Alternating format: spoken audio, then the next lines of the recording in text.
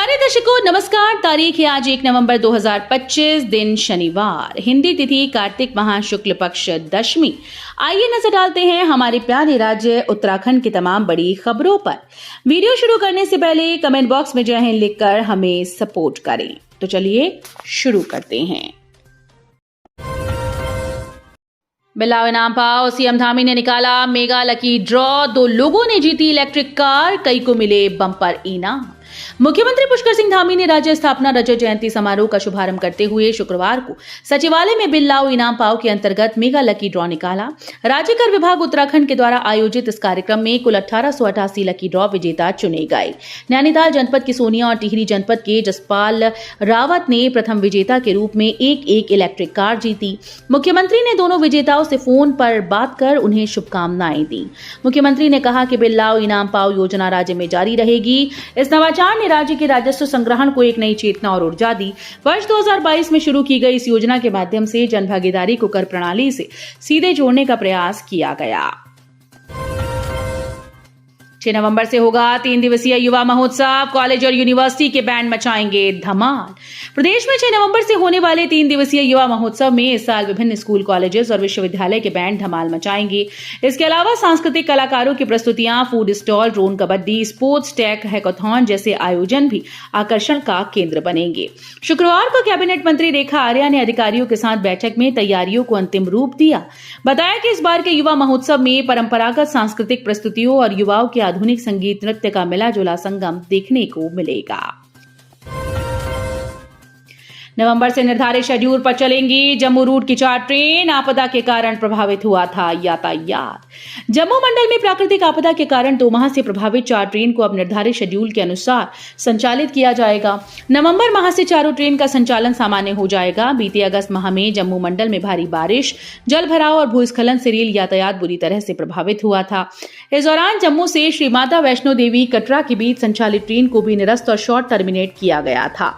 स्थिति सामान्य होने के बाद इस रूट पर ट्रेन का संचालन सामान्य होने लगा। आपदा के कारण सहारनपुर में शॉर्ट टर्मिनेट ओरिजिनेट की जा रही मुरादाबाद मंडल से संचालित होने वाली 1565556 कामाख्या श्री माता वैष्णो देवी कटरा कामाख्या एक्सप्रेस और निरस्त की गई।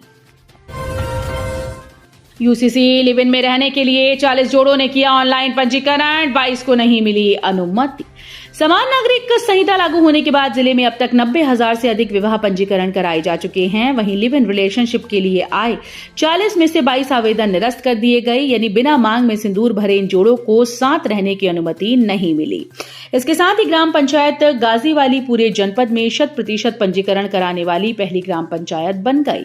जिला पंचायत राज अधिकारी और यूसीसी पोर्टल में विवाह पंजीकरण के नोडल अधिकारी अतुल प्रताप सिंह ने बताया कि यूसीसी पोर्टल पर लिव इन में रहने के लिए 40 जोड़ों ने ऑनलाइन पंजीकरण के लिए आवेदन किया था।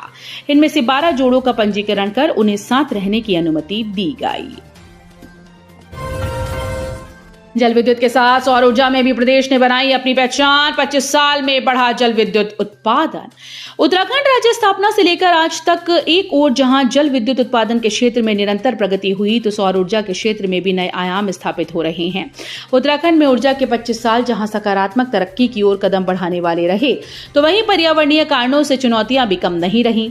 आने वाले समय में निश्चित तौर पर सौर ऊर्जा, जल विद्युत परियोजनाओं के साथ ही कोयला आधारित ऊर्जा उत्पादन से उत्तराखंड ऊर्जा क्षेत्र में देश के सरप्लस राज्यों में शुमार हो सकता है। जांचना जिम्मेदारी, खतरे में राज्य की जीवन रेखाएं। राज्य में 5 साल में ढह गए 37 पुल। एक पुल हजारों लोगों की उम्मीद और जीवन रेखा होती है। इसके बनने में वर्षों लगते हैं और ढहने में कुछ मिनट। इसमें सर्वाधिक पिथौरागढ़ जिले में घटनाएं घटी हैं। इन्हीं वजहों से पिछले 5 वर्षों में उत्तराखंड में 37 पुल क्षतिग्रस्त हो चुके हैं। अभी भी राज्य में 36 अन्य पुल जर्जर हालत में हैं। इनमें सर्वाधिक 16 पुल पौड़ी जिले में हैं। हालांकि पीडब्ल्यूडी अधिकारियों के मुताबिक इनकी संख्या कम है, आंकड़े उनके पास नहीं हैं।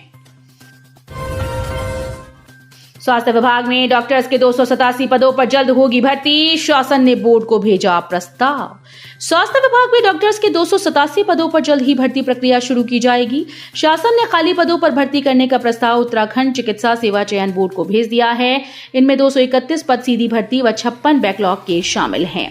प्रदेश के दूरस्थ स्वास्थ्य केंद्रों में डॉक्टर को तैनात करने के लिए सरकार ने खाली पदों पर नियुक्तियां कर रही है। विश्व धरोहर फूलों की घाटी हुई बंद, पिछले वर्ष की तुलना में इस बार घटी पर्यटकों की संख्या। विश्व धरोहर फूलों की घाटी पर्यटकों के लिए बंद हो गई। पिछले वर्ष की तुलना में इस वर्ष पर्यटकों की संख्या कम रही।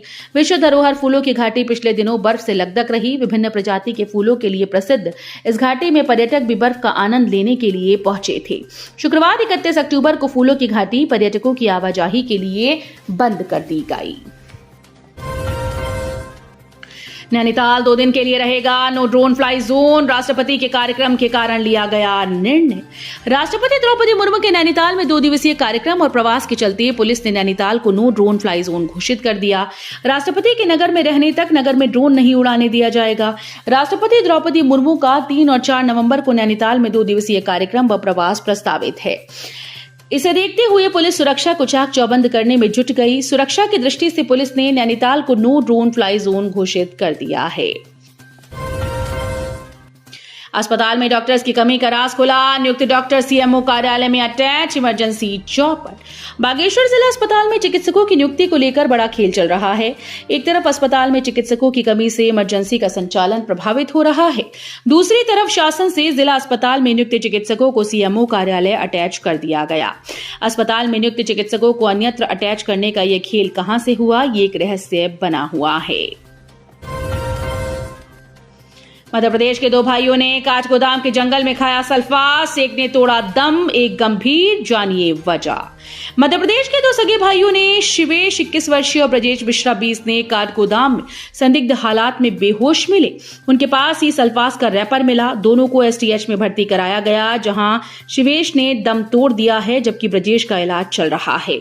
उसकी स्थिति गंभीर बनी हुई है। जानकारी के अनुसार मध्य प्रदेश के रीवा निवासी शिवेश मिश्रा, पुत्र मनोज कुमार और उसका छोटा भाई ब्रजेश मिश्रा बुधवार दोपहर बाद काठगोदाम में भदयूनी को जाने वाले मार्ग पर जंगल में बेहोश पड़े हुए थे। रुड़की में दौड़ रहे सबसे ज्यादा पेट्रोल वाहन, इलेक्ट्रिक वाहन पीछे, चौंकाने वाले आंकड़े आए सामने। सड़कों पर अब भी ज्यादातर पेट्रोल वाहन दौड़ रहे हैं। दूसरे नंबर पर डीजल और तीसरे नंबर पर इलेक्ट्रिक वाहन हैं। तकनीक की दुनिया में वाहनों के इंजन में बदलाव हुए हैं। इलेक्ट्रिक वाहन और अन्य सामानों का चलन तेजी से बढ़ता जा रहा है, लेकिन रुड़की के लोगों को अब भी पेट्रोल वाहन भा रहे हैं। पिछले साल 5 साल में क्षेत्रीय परिवहन कार्यालय में दर्ज हुए वाहनों के आंकड़े इसकी पुष्टि करते हैं।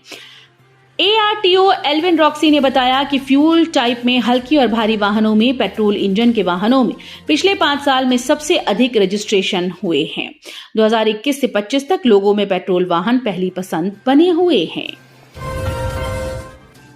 उत्तराखंड में भीषण हादसा, 27 वर्षीय युवक की दर्दनाक मौत, ट्रक ने बुरी तरह से कुचला, उड़े चिथड़े।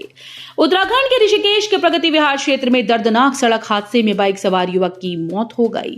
मृतक की पहचान शैल विहार निवासी अनूप ममगाई के रूप में हुई। वो अपनी बाइक से अपने घर जा रहा था कि तभी ट्रक की चपेट में आने से मौके पर ही उसकी मौत हो गई। घटना की पुष्टि करते हुए प्रभारी निरीक्षक ऋषिकेश कैलाश चंद्र भट्ट ने शुक्रवार को कहा कि पीड़ित पक्ष की ओर से अभी तक कोई तहरीर प्राप्त नहीं हुई है और शिकायत मिलने पर मामला दर्ज कर आगे की कार्रवाई की जाएगी। इधर घटना से क्षेत्र में आक्रोश व्याप्त है। कांग्रेस नगर अध्यक्ष और पूर्व पार्षद राकेश सिंह एडवोकेट ने कहा कि गौरा देवी चौक के पास सड़क किनारे ट्रकों की अवैध पार्किंग के चलते ये इलाका मौत का जाल बन चुका है। कई बार शिकायतों के बावजूद प्रशासन ने कोई ठोस कदम नहीं उठाया है। अब तक 7 लोगों की जान ऐसे हादसों में जा चुकी है। स्थानीय निवासियों ने एक बार फिर से पुलिस प्रशासन से मांग की है कि सड़क किनारे खड़े ट्रकों को हटाकर स्थायी पार्किंग व्यवस्था सुनिश्चित की जाए, ताकि भविष्य में ऐसी कोई दुखद घटना न हो सके। तो ये थी उत्तराखंड की बड़ी खबरें। हम मिलेंगे अगले बुलेटिन में, तब तक के लिए धन्यवाद।